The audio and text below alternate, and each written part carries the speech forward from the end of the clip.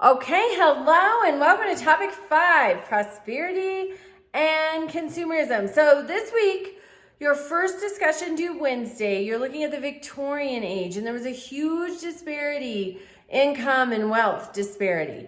And some argue we needed that. We needed the rich to get richer to make the country richer. The flip side of that argument is had things been more equal, the country would have become even stronger. So you decide, do the reading, you decide, stake a position in that initial post. Then Friday, your second discussion, you're looking at the New Deal. So the New Deal, the Great Depression hit. It was not caused by the 1929 stock market crash, but it was definitely exacerbated by that. And then, of course, we lost all confidence in banking. People would go to the banks. Their money wasn't there because the bank had invested in the stock market. So Herbert Hoover was the president when the Great Depression really just took off. And he tried some things, but was not successful in combating the effects of the Great Depression and was not successful in giving the people hope.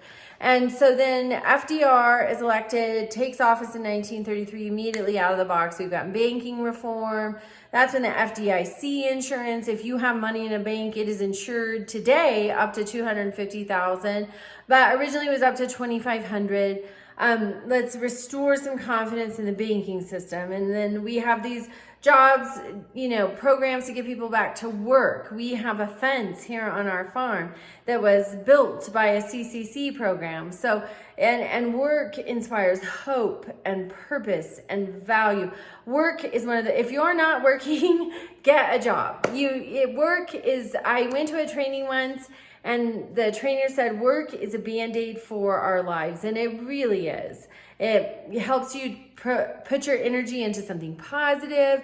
We feel better when we're productive. So the New Deal programs did so many things. But one of the unintended, and maybe it was intended, you can argue it, but one of the consequences is it really grew the size of government, because as we have these programs, somebody's got to oversee the funding, somebody's got to oversee the distributions, somebody's got to oversee the people.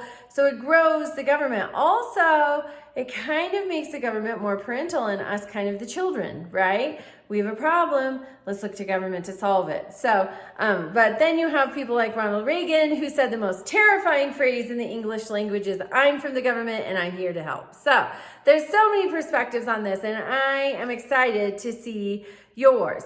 And then the assignment this week is America after World War II. You'll notice in the assignment, when you click on it, in bold lettering, it says no Wikipedia.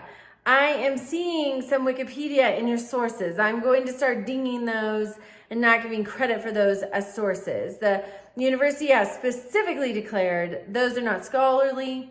So, and I get it. Sometimes when I just quickly need to know something, Wikipedia blurb pops up, I read it. Truthfully, I have not found information that is not factual, but I have not done serious research through Wikipedia. So the university has come out and said, no, that's not a scholarly source. And so it is in bold print in your instructions, so don't use it. Do a little extra work, find some scholarly sources. So you're looking at America after World War II. So that's the boom, the baby boom, the economic boom, the consumerism boom, the Cold War boom, the Truman's policy of containment of communism boom. We're in war in Korea. So many things. So you're looking at that for your assignment. And then, of course, you have the quiz. Okay, so when you start your quiz, it starts a clock running. If you have problems during that quiz, you need to reach out to IT immediately. Because when I go in, if you tell me, hey, I had problems, when I go in and that quiz was running for 30 minutes, I can't let you retake it. There's proprietary information in those quizzes, right? Somebody did, a subject matter expert did work to come up with the questions that match the material in the class. And so it's proprietary. So that's my plug about quizzes. If you get into a quiz and something goes haywire, you need to immediately reach out to IT, submit the ticket, send me proof so that it's not just, well, it went haywire, because it kind of can seem like you went through and looked at all the questions and now you've studied the answers and you want to retake the quiz, and that's just not fair to everybody else. So reach out to me with questions, but keep that in mind. If something goes haywire, your first step is to submit a ticket to IT. And then remember participation all week long. We are in topic 5 of 7. So if you have missing or late assignments or quizzes, let me know. All right, have a great week.